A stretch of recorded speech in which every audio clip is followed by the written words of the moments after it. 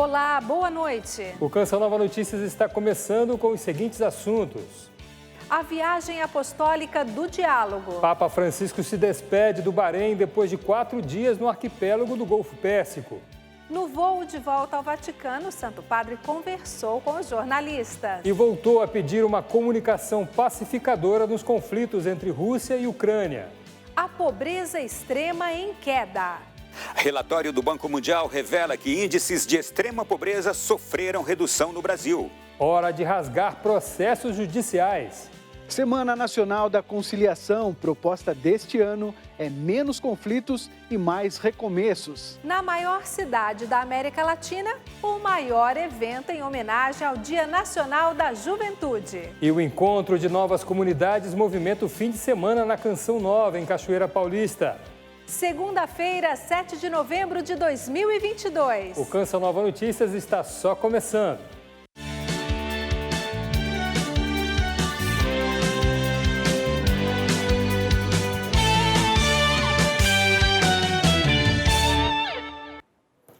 Boa noite. Terminou neste domingo a 39ª viagem apostólica do Papa Francisco.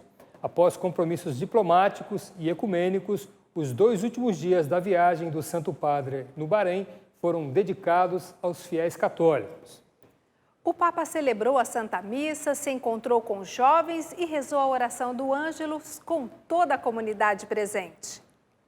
O primeiro compromisso do Pontífice no sábado foi a Santa Missa pela Paz e Justiça, celebrada no Estádio Nacional do Bahrein, em Al-Ali, com a presença de aproximadamente 30 mil fiéis. Na homilia, o Papa Francisco pediu compromisso dos cristãos pela vivência concreta e corajosa da fraternidade universal. Concreta e valientemente la fraternidade universal. Na mesma cidade, Francisco visitou a Escola do Sagrado Coração, local de encontro com cerca de 800 jovens de diferentes religiões. Para o Santo Padre, o Reino do Bahrein é um país de diálogo entre culturas e credos. E em uma mensagem de coragem afirmou: sede semeadores de fraternidade e recolhereis futuro. Siate seminatori di fraternità e sarete raccoglitori di futuro. O último dia do Pontífice no Bahrein foi marcado pelo encontro com os bispos, sacerdotes consagrados, seminaristas e agentes pastorais na Igreja do Sagrado Coração em Manamá, capital do país. Segundo o Papa, estar na presença dos leigos e religiosos é contemplar o rosto católico da comunidade cristã, igreja habitada por pessoas de muitas partes do mundo, que se reúnem para professar a única fé em Cristo. Aos fiéis do Líbano presentes, demonstrou solidariedade a todos que sofrem no Médio Oriente e prometeu orações pelo povo.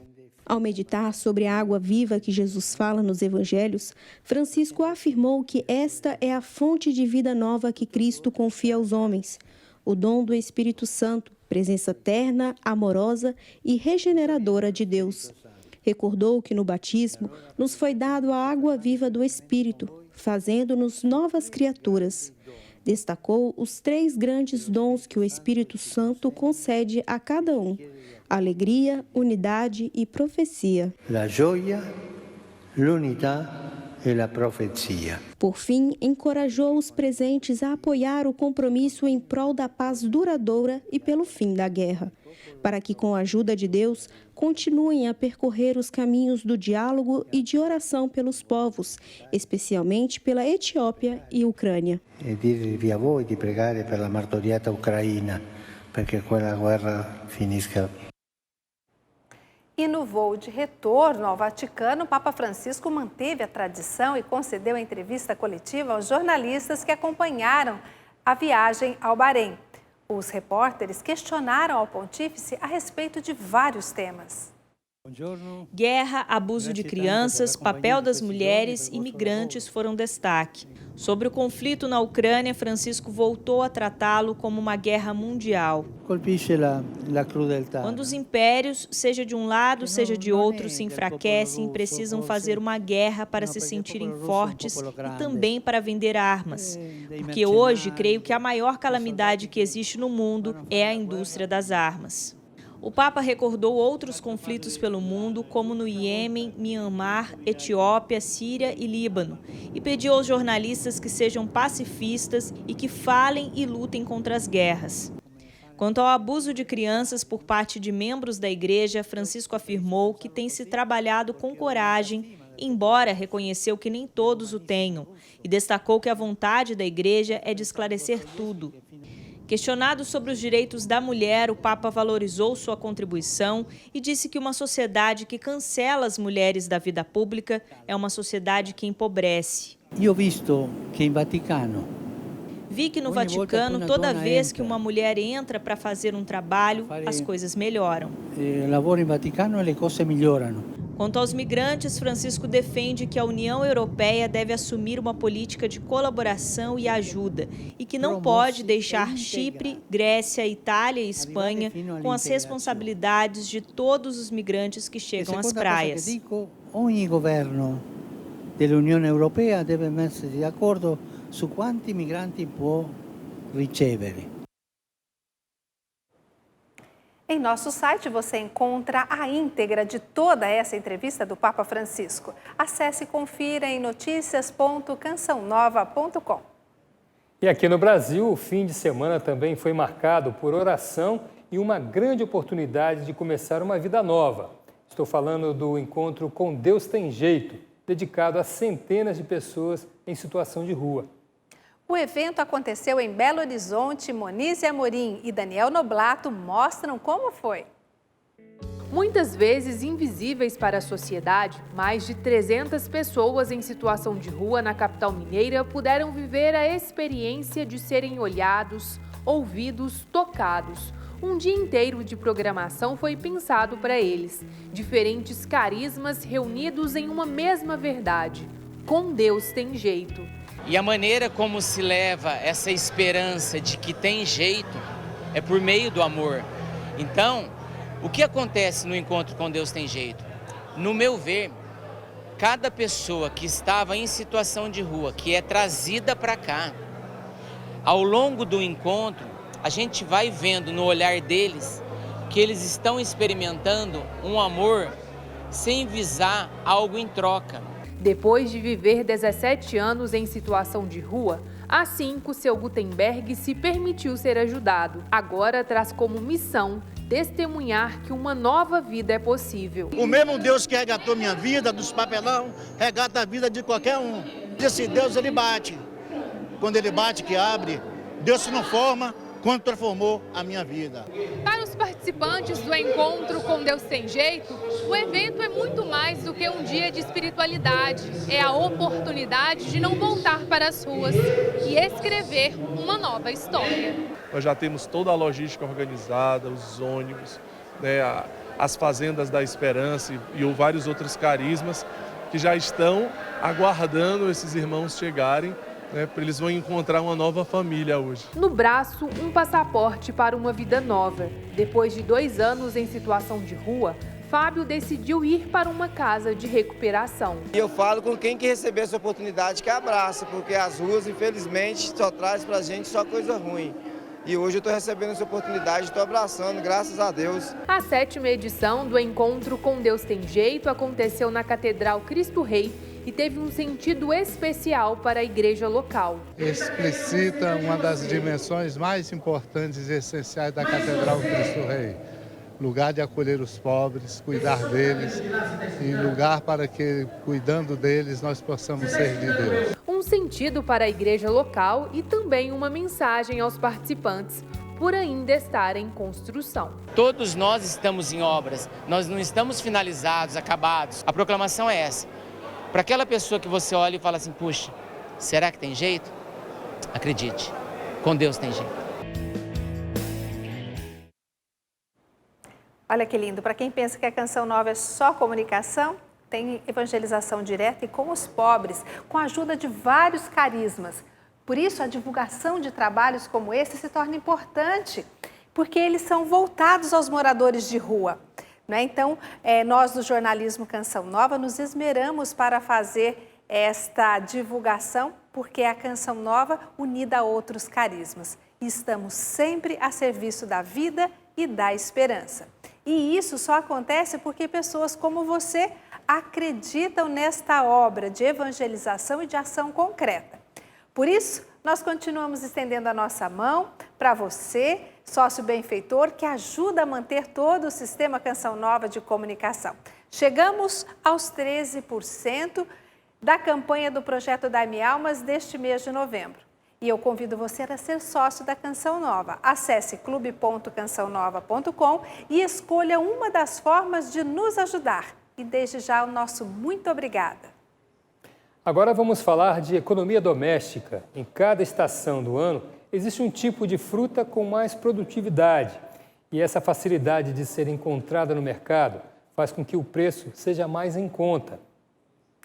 E o melhor de tudo é que elas ganham espaço nas compras e nos cardápios dos brasileiros. E cada vez mais são reconhecidas como essenciais para uma vida saudável. Para cada mês do ano, algumas se destacam. São as frutas da estação, aquelas que são mais propícias para a produção. Nesse mês de novembro, a gente pode considerar as frutas da estação como, por exemplo, o abacate, o abacaxi, a maçã, o mamão, a pera, a acerola. A quantidade indicada, de acordo com o nutricionista, é a partir de 3 a 5 tipos de porções ao dia, podendo ser no café da manhã, nos intervalos entre as refeições ou antes de dormir. O abacaxi ele é rico em quê? Rico em bromelina. A bromelina é uma enzima que vai auxiliar principalmente ali na digestão dos alimentos e também é considerada aí um anti-inflamatório. A maçã é rica em pectina. Pectina é um tipo de fibra, E as fibras, de um modo geral, encontradas em frutas, aí vai auxiliar tanto aí na motilidade intestinal, então vai auxiliar na saúde intestinal, que é bastante importante, vai auxiliar no controle aí do diabetes, dos níveis de açúcar no sangue, vai auxiliar na diminuição da absorção do colesterol. Também, então, pensando em quem tem colesterol alto, por exemplo, é bastante interessante o consumo de fibras. Cada alimento se desenvolve melhor em uma determinada época do ano. E o consumo durante a safra indicada traz muitos benefícios. Algumas são disputadas na hora de levar para casa. Mamão e laranja.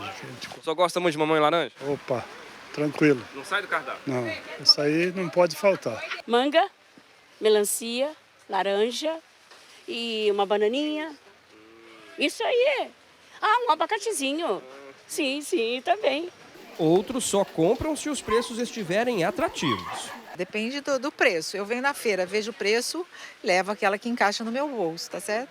Durante o período de safra, o consumo é maior. Pela lei da oferta e demanda, eles estão disponíveis uma maior oferta. E, além disso, produzir na safra é mais fácil agronomicamente. Então, são produtos que são produzidos com menor custo também de produção. Fonte de energia, calmantes naturais, combatem o envelhecimento precoce, contribuem na qualidade do sono, controlam a ansiedade, equilibram o funcionamento do intestino e ainda são muito saborosas. E as temperaturas mais baixas, atípicas para o mês de novembro, devem continuar. Eu estou gostando, viu? Pelo menos no início desta semana. E parece que vai ter chuva também em todas as regiões do país. É isso mesmo, Fernanda? Boa noite. Oi, Adriana, Wallace, boa noite. Boa noite também para todo mundo em casa. É verdade, viu, Adriana? Semana começando instável, com muita nebulosidade e chuva forte em várias partes do país. Vamos começar na parte superior do mapa. Nuvens de chuva ainda se espalham pelo Nordeste, provocando temporais em toda essa área, do Maranhão ao Sergipe. As instabilidades predominam em grande parte da região norte. A chuva volumosa por aqui pode vir acompanhada de queda isolada de granizo. No interior do Brasil, temos sol e chuva para amanhã. Nessa parte, são esperados ventania, chuva volumosa e raios. Um pouquinho mais abaixo no mapa, no sul e sudeste, tem tempo firme em algumas localidades. Pode chover nessa área no sul, mas sem alerta dessa vez. Por aqui, um corredor de umidade que vem da Amazônia pode deixar chuva volumosa, principalmente no Rio de Janeiro. As temperaturas para amanhã, vamos ver, pode fazer 38 graus em Cuiabá, 33 em Manaus, 17 no Rio de Janeiro e 14 a mínima para terça-feira em Porto Alegre. Por hoje é só. Adriana, com vocês. Voltamos agora para falar de um assunto que tem movimentado as redes sociais nos últimos dias. O Tribunal Superior Eleitoral tem derrubado vários perfis e provocado muita insatisfação dos usuários e autoridades. A repórter Camila Castro traz mais informações sobre o assunto. Neste domingo, o ministro Alexandre de Moraes determinou que a Polícia Federal ouça o ex-secretário da Receita Federal, Marcos Cintra, sobre o questionamento que ele fez nas redes sociais a respeito da apuração das eleições deste ano. O professor Marcos Cintra, que foi candidato à vice-presidência na chapa de Soraya Tronic, teve sua conta retida no Twitter, após fazer uma série de questionamentos ao processo eleitoral.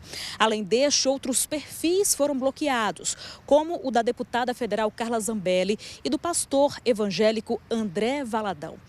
Carla Zambelli manifestou recentemente apoio aos movimentos que contestam os resultados das eleições. Neste momento, Carla Zambelli está nos Estados Unidos e vai entregar um documento à Comissão Interamericana de Direitos Humanos, no qual alega violação dos direitos básicos no Brasil.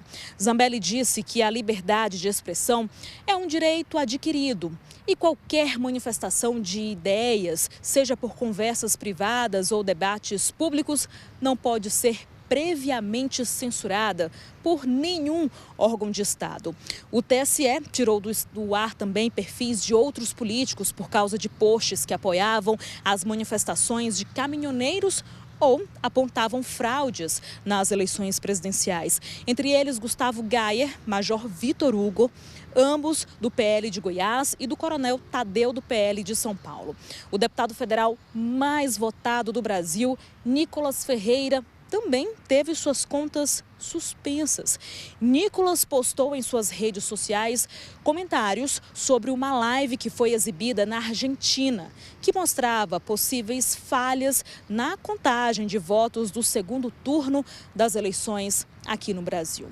Alguns brasileiros até chamaram a atenção de Elon Musk, que é o dono do Twitter, com mensagens denunciando que a plataforma está impondo censura ideológica e que o Brasil vive um momento muito crítico. Elon Musk disse que vai dar uma olhada na questão. Olha, outros partidos também estão reclamando da censura imposta pelo TSE. Por exemplo, o Partido Novo divulgou uma nota no Twitter neste domingo contra decisões da Corte que visa o bloqueio das redes sociais.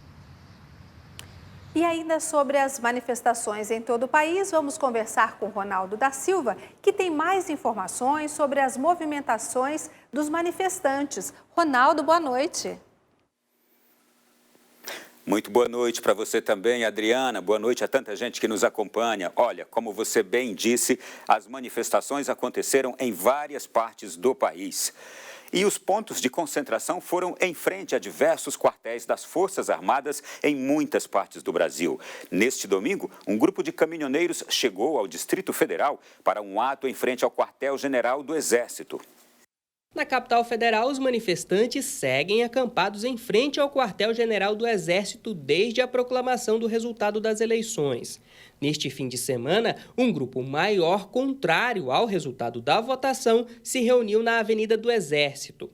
Ontem, caminhoneiros chegaram à capital federal para se unir aos manifestantes. Segundo o grupo, o processo eleitoral não foi transparente. Eles também pedem o apoio das Forças Armadas. Diversas cidades registraram protestos neste domingo. Em Cuiabá, no Mato Grosso, índios se juntaram aos protestos. Em Manaus, o Comando Militar da Amazônia foi o cenário para manifestações. Em Londrina, no Paraná, tendas foram usadas para proteger do sol. Em Goiânia, uma grande estrutura de alimentação foi preparada para dar suporte aos manifestantes. Na capital paranaense, as lanternas dos celulares iluminaram o ato que seguiu noite adentro. Em Caxias do Sul, no Rio Grande do Sul, bandeiras do Brasil na cor preta demonstravam a insatisfação dos manifestantes contra o resultado da eleição. Na cidade do Rio de Janeiro, uma multidão tomou a rua em frente ao Palácio Duque de Caxias, sede do Comando Militar do Leste.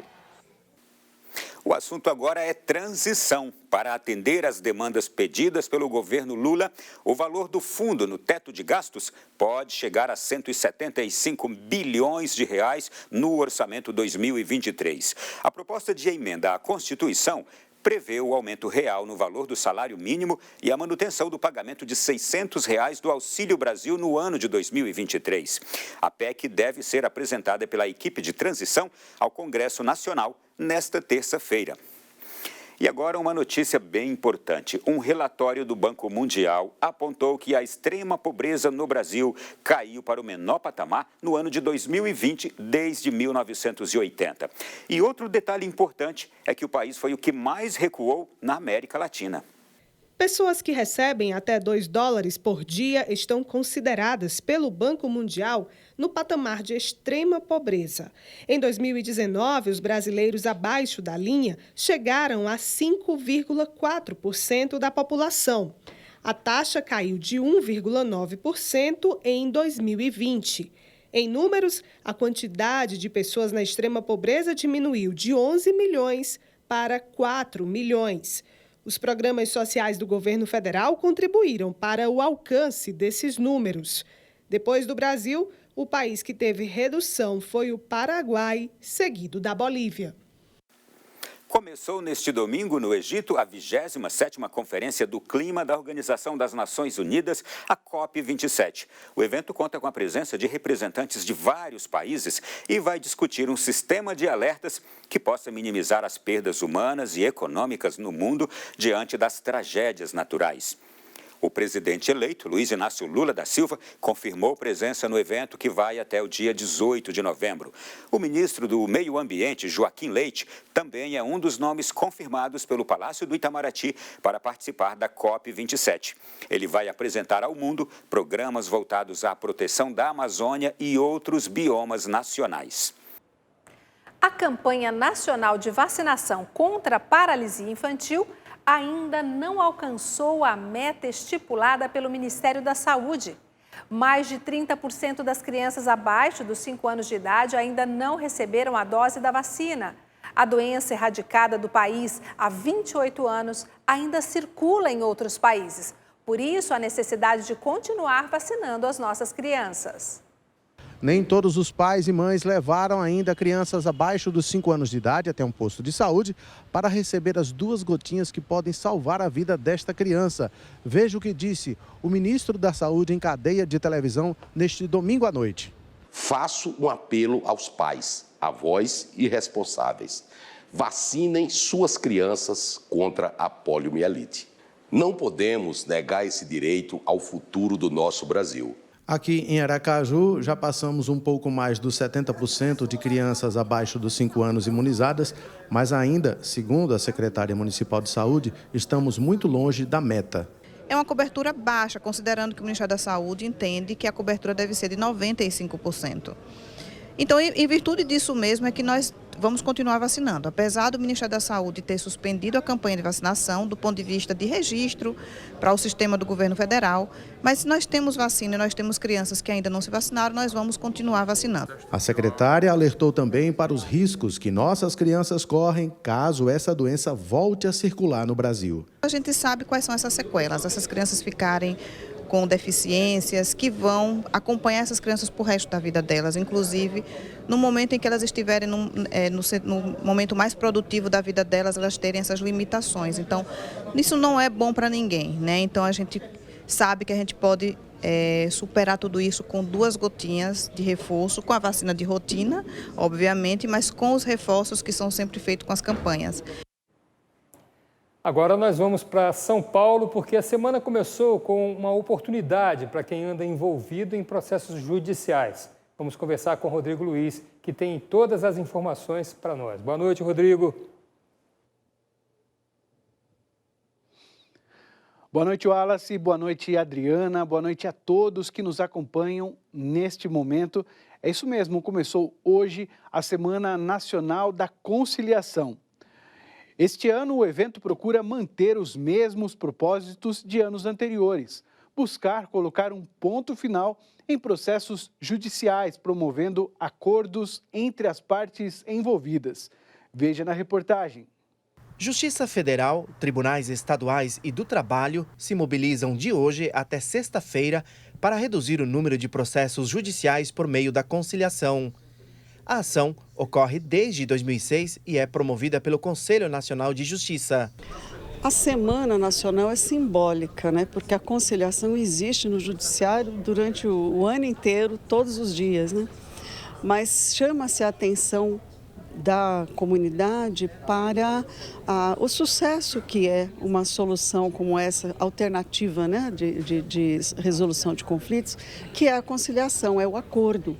Processos que se arrastam por anos podem ser resolvidos de forma pacífica. Ano passado, mais de 24 milhões de sentenças foram assinadas por meio de acordos, 500 mil só na Semana Nacional de Conciliação. Só na Justiça Federal de São Paulo, 3.000 audiências foram agendadas nesta semana. Processos de naturezas variadas são selecionados pelos tribunais e encaminhados aos Centros Judiciários de Solução de Conflitos, os CEJUCs. Conflitos com bancos, INSS, contratos de aluguéis e dívidas em geral podem ser resolvidos por meio do diálogo entre as partes. Todos ganham com isso, porque você termina um processo que pode durar anos, né?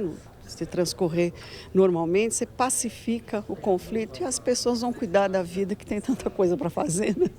E se desligam disso, né? Porque enquanto um processo está em andamento, é como um sinal de alerta que fica ali piscando para aquela pessoa e ela não tem sossego. Isso aí terminando, ela segue a vida dela, dá outros rumos e fica melhor assim, pacifica. Vamos falar agora da Copa do Mundo no Catar.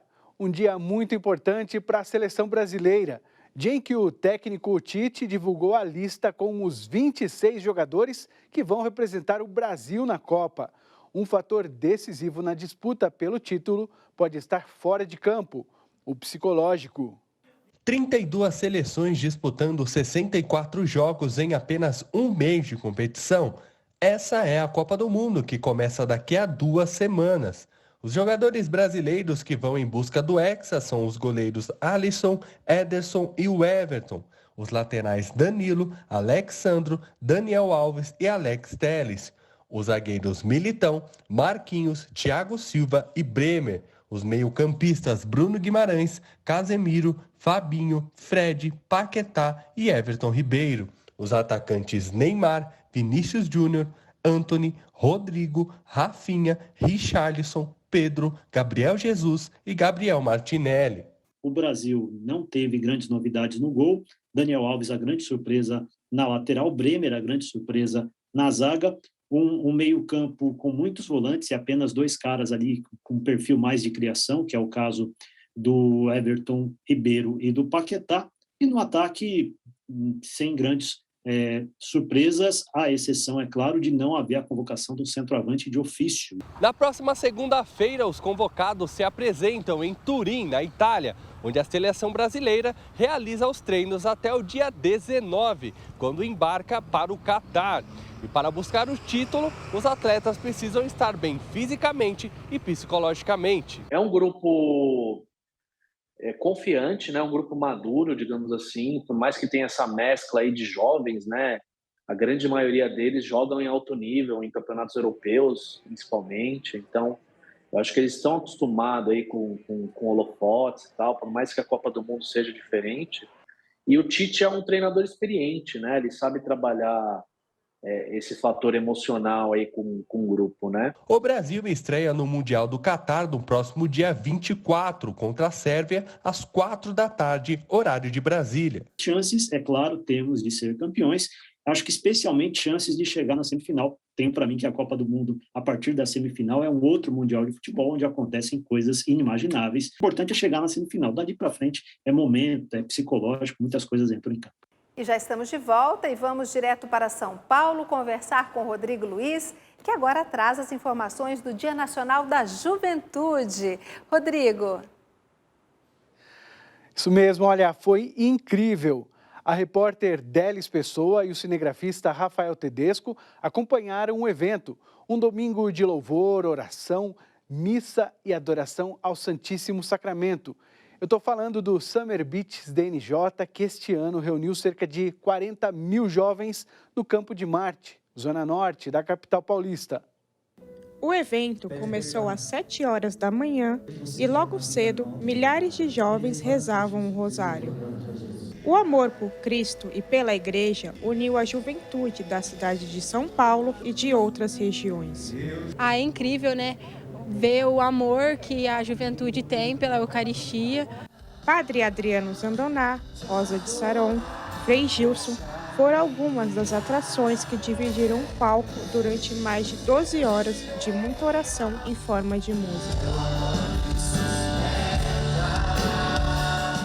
Depois de 2 anos sem a realização do Summer Beats DNJ por causa da pandemia de Covid-19, o evento de hoje reuniu aproximadamente 40 mil jovens e arrecadou cerca de 28 toneladas de alimentos, que serão doados à Missão Belém.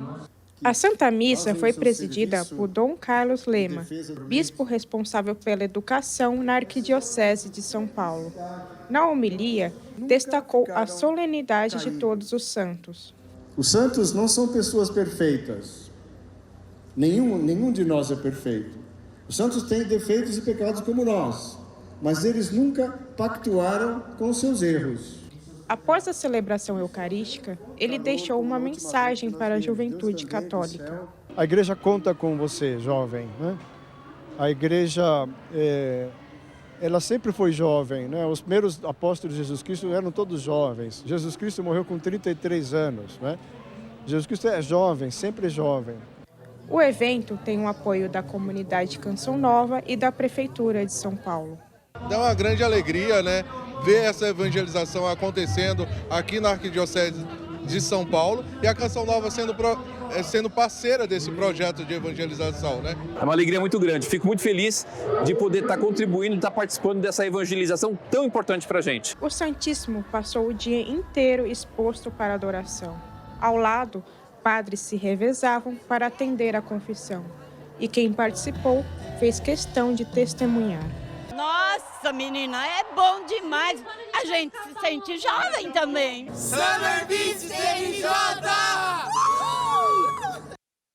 Assim nós encerramos nossa participação na edição de hoje do Canção Nova Notícias. Lembrando que logo em seguida tem a transmissão direto daqui de São Paulo da missa na Catedral Nossa Senhora do Líbano. Todas as segundas e quartas-feiras está tendo a jornada de oração com o tema Unidos alcançaremos a vitória. Boa noite, boa semana a todos vocês. Boa noite, até amanhã, Rodrigo. No último final de semana aconteceu na sede da Comunidade Canção Nova, em Cachoeira Paulista, o Congresso Nacional para as Novas Comunidades, um evento em referência à misericórdia de Deus que sempre dá uma nova oportunidade para nos renovarmos. Com o tema É Preciso Renovar a Mesma Novidade, centenas de fiéis puderam vivenciar e se aprofundar nos dons do Espírito Santo. Para nós é como se fosse o abraço da igreja, a igreja nos abraçando, nos certificando, nos dando o ID, né? Nos dando a coragem de seguir em frente naquilo que o Senhor nos confiou. Foi a nossa primeira experiência e aprendemos bastante, né? A servir melhor, né, na messe do Senhor. Eu acredito que vai contribuir bastante para o nosso servir na nossa comunidade. Durante 3 dias, o congresso contou com pregações, partilhas, momentos de oração, Santa Missa e adoração ao Santíssimo. O que nós quisemos destacar nesse congresso é a ação santificadora do Espírito, sairmos renovados daqui, mas com um compromisso sólido de santidade em todas as áreas da nossa vida. A missão das novas comunidades começou na França e nos Estados Unidos na década de 70 e rapidamente se tornou um fenômeno mundial.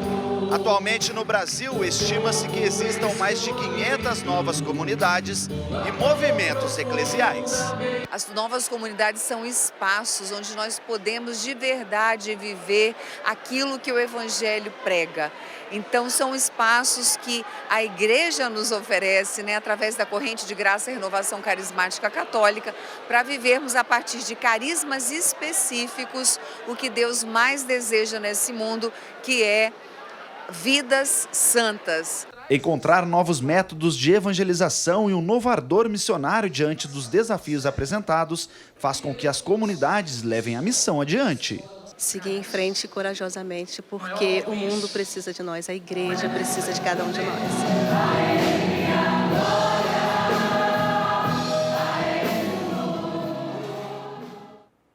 Muito legal, né? O Canção Nova Notícias fica por aqui. Uma ótima noite para você. Uma boa noite e até amanhã, se Deus quiser.